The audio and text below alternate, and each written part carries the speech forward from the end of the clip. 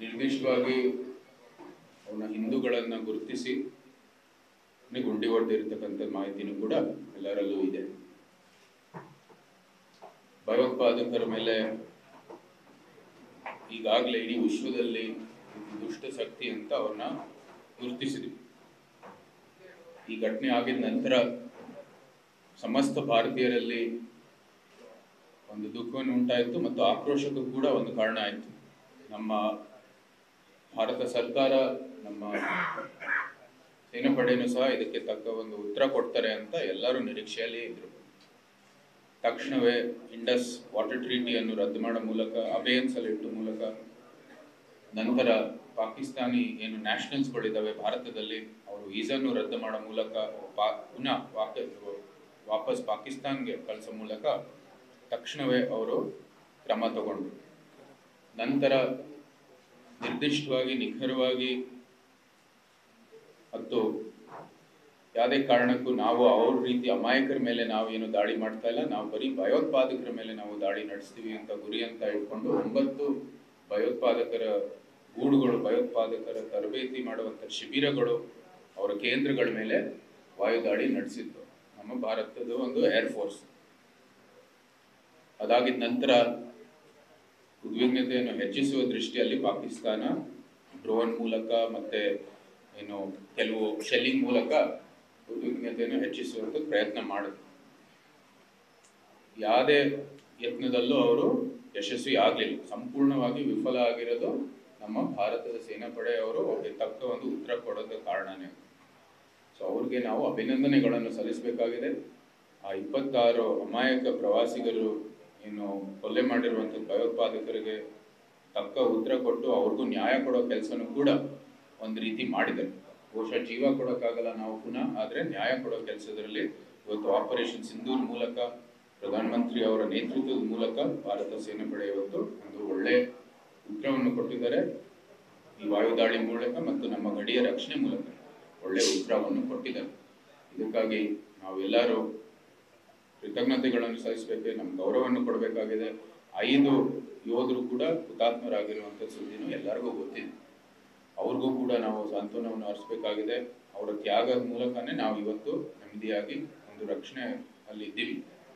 So ಇದಕ್ಕಾಗಿ ನಮ್ಮವರೆಲ್ಲರಿಗೂ ಗೌರವ ಸಲ್ಲಿಸುವ ದೃಷ್ಟಿಯಲ್ಲಿ ಇವತ್ತು ನಮ್ಮ ಪಕ್ಷದ ಕಾರ್ಯಾಲಯದಲ್ಲಿ ಇವತ್ತು ಪತ್ರಿಕಾಗೋಷ್ಠಿಯನ್ನು ನಡೆಸ್ತಾ ಇದ್ದೀವಿ. ಕೆಲವು ಮುಖ್ಯವಾದ ಅಂಶಗಳನ್ನು ನಿಮ್ಮ ಮುಂದೆ ಹಂಚಲಿಕ್ಕೆ ನಾನು ಇಷ್ಟಪಡ್ತೀನಿ. ನಮ್ಮ ದಾಳಿ ಆಗಲೇ ನೋಡಿದ್ವಿ, ವಾಯುದಾಳಿಯಲ್ಲಿ ನಿರ್ದಿಷ್ಟವಾಗಿ, ನಿಖರವಾಗಿ ಬರೀ ಭಯೋತ್ಪಾದಕರ ಮೇಲೆ ನಡೆದಿರೋದು.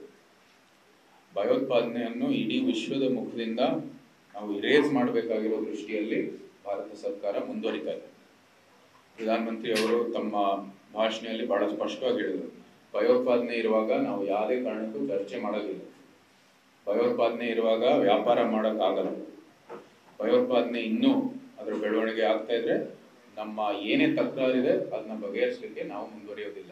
ಸಂಪೂರ್ಣವಾಗಿ ಭಯೋತ್ಪಾದಕರ ಒಂದು ಚಟುವಟಿಕೆ ಅಥವಾ ಭಯೋತ್ಪಾದಕರ ಪೋಷಕರ ಸ್ಥಾನದಲ್ಲಿದ್ರೆ ನಿಮ್ಮ ಜೊತೆ ಯಾವುದೇ ಕಾರಣಕ್ಕೂ ಚರ್ಚೆ ಆಗಲ್ಲ ಅಂತ ಬಹಳ ಸ್ಪಷ್ಟವಾದ ಒಂದು ಸಂದೇಶವನ್ನು ಕೊಟ್ಟಿದ್ದಾರೆ. ಅವರ ದಾಳಿಯಲ್ಲಿ 100ಕ್ಕೂ ಹೆಚ್ಚು ಭಯೋತ್ಪಾದಕರನ್ನು ಹತ್ಯೆ ಮಾಡಲಾಗಿದೆ. ಆ 9 ಶಿಬಿರಗಳು ಮತ್ತು ನಂತರ ನಡೆದಿರ್ತಕ್ಕಂಥ ಏನೇನು ದಾಳಿಗಳು. ಬಹಳ ಮುಖ್ಯವಾಗಿ ಏನು ಇಸ್ಲಾಮಿಕ್ ದೇಶಗಳನ್ನು ಗುರುತಿಸಲಾಗಿದೆ, ಕೆಲವು ದೇಶಗಳು ಯಾವ ಸಹ ಪಾಕಿಸ್ತಾನಕ್ಕೆ ಬೆಂಬಲ ನೀಡಿಲ್ಲ. ಯಾಕಂದ್ರೆ ಅವರು ಕೂಡ ಭಯೋತ್ಪಾದಕರ ಪರವಾಗಿ ಇಲ್ಲ. ಇಡೀ ವಿಶ್ವದಲ್ಲಿ ಯಾರು ಸಹ ಭಯೋತ್ಪಾದನೆಗೆ ಪ್ರೋತ್ಸಾಹ ಕೊಡಲ್ಲ. ಬರೀ ಪಾಕಿಸ್ತಾನ ಏಕೈಕ ದೇಶ ಇದು ಭಾರತಕ್ಕೆ ಹಿನ್ನಡೆ ಆಗೋ ದೃಷ್ಟಿಯಲ್ಲಿ ಒಂದು ಯಂತ್ರ ಆಗಿ ಬಳಸಿದೆ.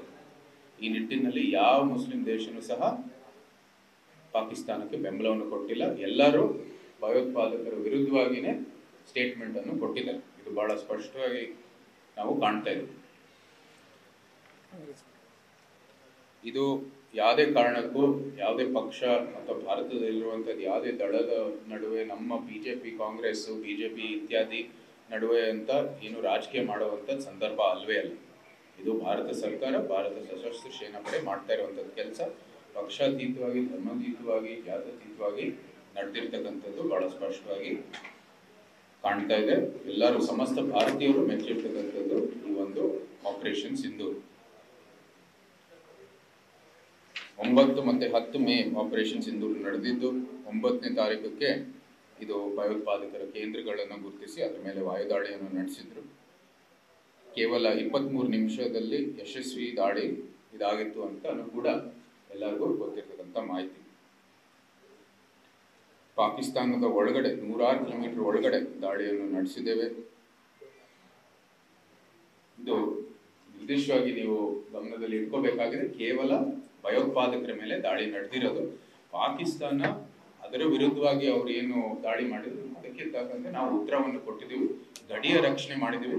ಬರೀ ಭಯೋತ್ಪಾದಕರು ನಮ್ಮ ಶತ್ರುಗಳು, ಅವ್ರ ಮೇಲೆ ನಾವು ಯುದ್ಧವನ್ನು ನಡೆಸ್ತಾ ಇರುವಂತದ್ದು ಬಹಳ ಸ್ಪಷ್ಟವಾದ ಅಂಶ.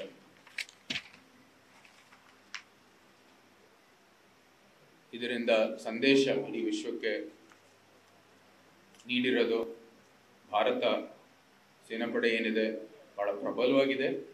ನಮ್ಮ ಗಡಿಯ ರಕ್ಷಣೆ ಇರ್ಬೋದು, ಭಾರತದ ರಕ್ಷಣೆ ಇರ್ಬೋದು, ಮತ್ತು ಇಂಥ ಭಯೋತ್ಪಾದಕರು ಏನಾದರೂ ನಮ್ಮ ಮೇಲೆ ದಾಳಿ ಮಾಡಿದ್ರೆ ನಾವು ಒಂದು ದಿಟ್ಟ ಉತ್ತರವನ್ನು ಯಾವತ್ತೂ ಕೊಡ್ಲಿಕ್ಕೆ ಸಿದ್ಧ ಇದ್ದೀವಿ. ಮತ್ತೆ ನಾವು ಕೂಡ ಯಾವುದೇ ಕಾರಣಕ್ಕೂ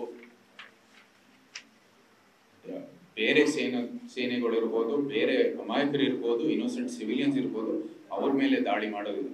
ಬರೀ ಭಯೋತ್ಪಾದಕರ ಮೇಲೆ ನಾವು ದಾಳಿ ಮಾಡುವಂಥದ್ದು ನಮ್ಮ ಗುರಿ. ನೀವು ಉದ್ವಿಗ್ನತೆಯನ್ನು ಹೆಚ್ಚಿಸುವ ಕಾರಣಕ್ಕಾಗಿ ನಾವು ಅದಕ್ಕೆ ಸೂಕ್ತ ಉತ್ತರವನ್ನು ಕೊಡ್ತೀವಿ. ಈ ಸಂದರ್ಭದಲ್ಲಿ ನಾವು ಸಮರ್ಥ ಯೋಜನೆ ದಾಳಿಗಾಗಿ ನಾವು ಸೇನೆ ಪ್ರಧಾನಿಯವರಿಗೆ ಅಭಿನಂದನೆಗಳು, ಧನ್ಯವಾದಗಳನ್ನು ತಿಳಿಸುತ್ತೇವೆ.